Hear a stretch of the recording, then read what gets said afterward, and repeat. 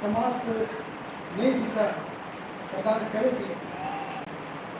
इन्हीं बातों के साथ मैं अपनी बात लेता हूँ।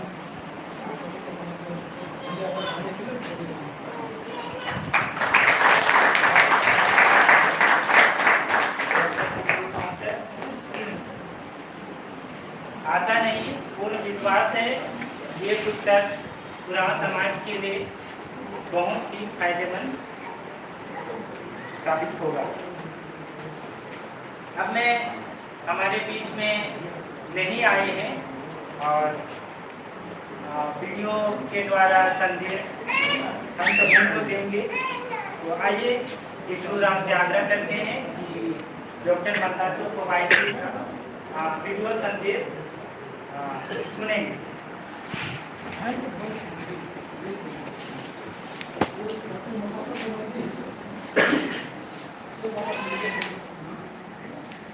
वो उनका जो टूर होगा तो ऑनलाइन दिखते हैं। तो उनका टूर होगा पहाड़ी पे ऑडियो वीडियो है, वीडियो पहले सुनना ऑनलाइन में तो डायरेक्ट नहीं आपको संदेश आप लोग सुनिए। ऐसे बहुत सही लगते हैं, बातें होती हैं। आवाज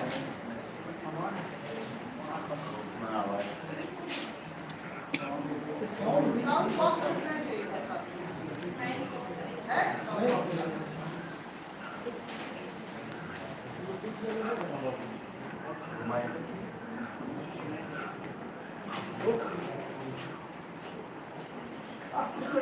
साउंड सिस्टम लोग व्यवस्था नहीं कर पाए, इसके लिए खेद है, क्षमा कीजिएगा।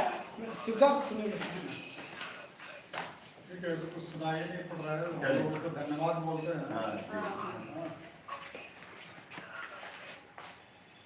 और फिर अगला कुछ होगा।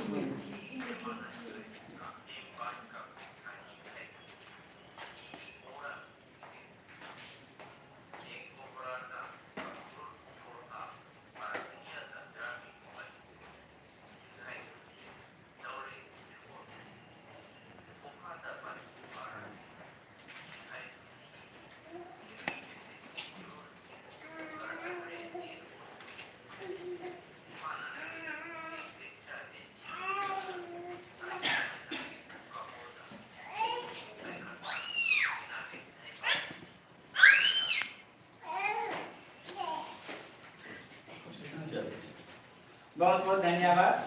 क्या बोले? हम लोग के लिए ये बहुत ही भाग्यशाली है कि एक जापान के टोक्यो वे बोले कि मैं जब पुराण साहित्य लिख रहा था उस समय ही मैं बोला था उनको कि लोक कथा का एक पुस्तक बना अलग से। तो उन्हीं वही बताए और इस तरह का जब संग्रह करने बोले और जब संग्रह हो गया तो उस पुस्तक का नाम भी वही रखे हैं कि उरांव का किरण। उनका कहने का मतलब है कि लगभग इसमें उरांव समुदाय का लगभग सारा कहानी जो प्रयोग करता है वो इसमें मिलता है ना। और वो बोले कि ये किताब है कि एक जो द्रविड़ भाषा पढ़ने वालों के लिए ढिबरी की तरह वो प्रकाश देगा। मैं दूर देश में हूँ इसलिए आप लोगों के सामने आने नहीं सक रहा हूँ। आप अंत में बोले कि आप सब बढ़िया से रहिएगा। बहुत बहुत धन्यवाद।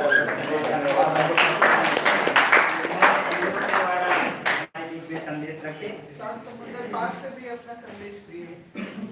बहुत बहुत धन्यवाद।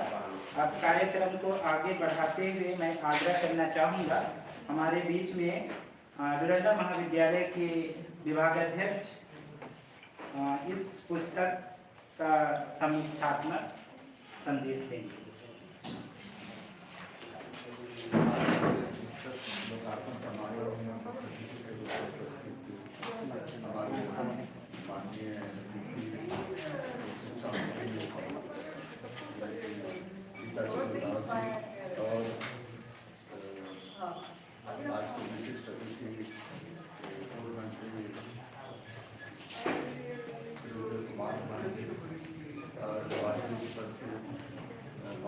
प्रकार के नामी साहित्यकार श्री महादेव कपूर हमारे बीच में उपस्थित बाबा अखिल भारतीय आदिवासी विकास परिषद के महासचिव श्री सुशील राव जी हमारे बीच उपस्थित हैं और हमारे इस कार्यक्रम समारोह में शामिल होने के लिए गुमला से कुटू पंचायत के मुखिया हैं मुखिया स्वागत के साथ हैं हमारे बीच उपस्थित हैं और कई महाविद्यालय के व्याख्यातागण शोधार्थीगण और छात्रगण। आज के इस लोकार्पण समारोह में जो पुस्तक का लोकार्पण किया गया यह किताब डॉक्टर पितरू राव के द्वारा संग्रहित भी है और लिखित संस्कारित होती है। इनको एक जगह लिख करके कहानी के माध्यम से लोक कथा के माध्यम से उनके सारी कहानी का सार यही होता है कि राम समाज के जो संस्कार में उनका दर्शन क्या है, उनका दर्शन क्या है और उनके पीछे उनका सामाजिक महत्व क्या है, इसको बताने का उन्होंने प्रयास किया।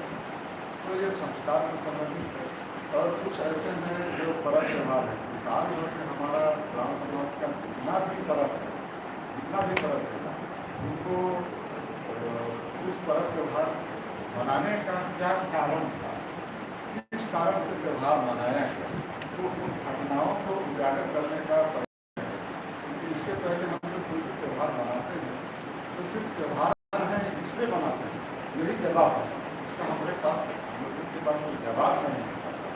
तो पितरू राव यह बात मैंने बताने का प्रयास किया है कि कौन सी त्यौहार किस कारण से मनाई जाती है, किस घटनाओं के कारण त्यौहार शुरू हुआ, इन बातों को उजागर करने का प्रयास त्यौहार को। तो त्यौहार में हम लोगों का 12 महीना में जितने भी त्यौहार आते हैं उन त्यौहार को कथा कहानियों के माध्यम से जोड़ा गया। कथा कहानियों के माध्यम से जोड़ा गया। तो कर्म का कथा क्या है, बुद्धि कर्म का कथा क्या है, या आपका सर्व का कथा क्या है, और जो विधान है सोहराई का प्रभाव, तो उनका क्या कथा है, फगुआ का क्या कथा, उनको भी मैंने जोड़ने का प्रयास। साथ ही हम यह देखने का कोशिश की कि जो कथा कहानियाँ जो हैं आपका पशु पक्षी से संबंधित है, तो पशु पक्षी का आदिवासी जीवन के साथ में क्या संबंध है या आदिवासियों के साथ उनका दर्शन क्या है, उनको जोड़ने का प्रयास किया है कि आदिवासी पशु पक्षियों के साथ उनका कितना घनिष्ठ संबंध है और घनिष्ठ संबंध होने का क्या कारण है, तो उसको बताने का यह प्रयास किया है कि लोक कथाओं के माध्यम से पशु पक्षियों की कहानी को एक जगह करके हमारे मानवीय संवेदनाओं को बताने का प्रयास। और साथ ही साथ इसी तरह से हम आज ये देखते हैं कि जो वर्तमान समय में हमारे पास कोई घड़ी मतलब पूर्व में हमारे समाज के बीच में कोई समय देखने के लिए कोई घड़ी नहीं होती, तो चांद सूरज को देख करके ही हम समय का ये करते थे कि हमने भी रात में 12 बजा है कि 1 बजा है, कितना बजे रात में उठना है, कितना बजे सुबह भोर में जागना है, इन सब बातों का जो उल्लेख उन्होंने कहानी के माध्यम से किए हैं। इसमें आप देखते होंगे कि रात में जो तारे के टिमटिमाते हैं उसमें है हर जुगाड़ का या कई तरह के तारा शुक्ला का तारा है। तो हर एक तारा किस काम के लिए है, किस नाम से जाने जाते हैं और उस तारा का उठने का क्या समय है उसको बताने के। जैसे हम लोग रात में हमारे पूर्व उठते थे तो खाटी पवा में देखते थे या हर जुगाड़ को देखते थे, तो वो पता करते थे कि इतना यहाँ चढ़ा है मतलब अभी ये टाइम हुआ है, यहाँ चढ़ा है मतलब अभी ये टाइम। तो तारों को देख करके भी हमारे पूर्वज समय को जानते थे कि 12 बजा है या 1 बजा है या 2 बजा है। ये हमारे पूर्वज तारों को देख करके भी अपना समय के बारे में जान जाते थे कि ये समय अभी कितना हुआ, और यह भी बताते कि वो तारा उठने का या क्या कारण है या उनसे हमको क्या बेनिफिट है, उनकी क्या विशेषता है, उन सारी चीज़ों को लोक कथाओं के माध्यम से हमें बताने का डॉक्टर सुशील राव ने किया। लेकिन हम देखते हैं कि तारों का संबंध प्रकृति का संबंध या सूरज का संबंध या चांद का संबंध हमारे बीच में, हमारे समाज में कैसे है, उसकी क्या अहमियत है, उसकी क्या विशेषता है, क्या महत्व है, इन सारी चीज़ों को एक जगह एकत्रित करने का प्रयास है। तो इससे हम देखते हैं कि बड़े त्योहार के बारे में कहानी, तारों के बारे में कहानी, पशु पक्षियों के बारे में कहानी, जंगली जानवरों के बारे में कहानी, और नाना नानी के साथ में जो आत्मीय संबंध है, जो हमारा समाज में जो है, जिसे मनोरंजन का भी जो साधन होता था, तो मनोरंजन को भी हमारे समाज में युवकों में जोड़ने का प्रयास किया कि हम अपने समाज को बिना सिनेमा दिखाए, बिना कोई चलचित्र दिखाए, बिना नाटक दिखाए, हम अपने समाज को कैसे मनोरंजन करें। तो मनोरंजन का साधन भी लोक कथाओं के माध्यम से डॉक्टर तुलसीराम ने समाज को देने का प्रयास। तो मुख्य रूप से हम यही देखते हैं कि लोक कथाओं के माध्यम से ग्राम समाज का सामाजिक जीवन दर्शन को हमें दर्शाने का प्रयास किया है। पूरी बात करके अपना विचार करता हूँ। धन्यवाद।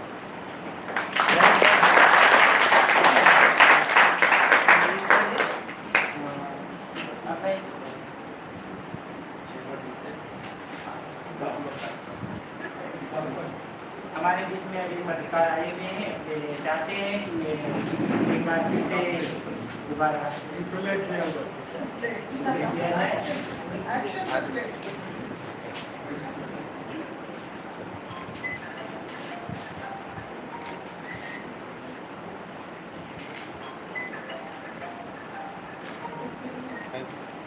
बहुत बहुत धन्यवाद।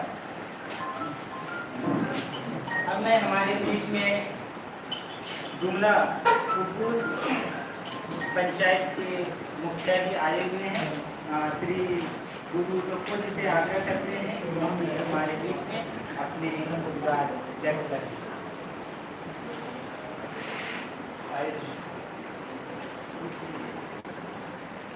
डॉक्टर कपूरराव का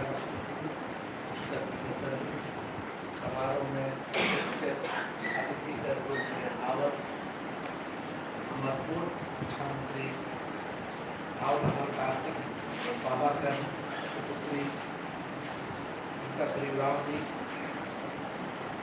और हमारे मानक के पूर्व विधायक जय कुमार राम जी, हमारे बीच में जुमला बहुत कार्यक्रम में हमारा सहयोग करे वाला हमारे बाबा नारायण भगत जी और अखिल भारतीय आदिवासी विकास परिषद के महासचिव हमारे बाबा